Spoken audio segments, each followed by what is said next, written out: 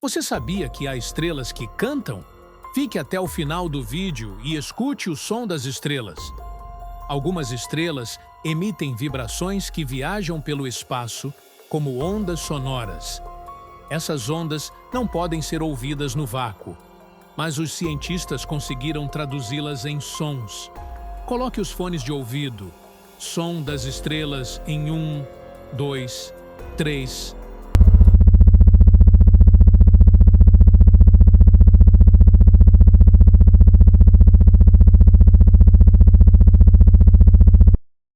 Veja os detalhes na descrição aqui embaixo.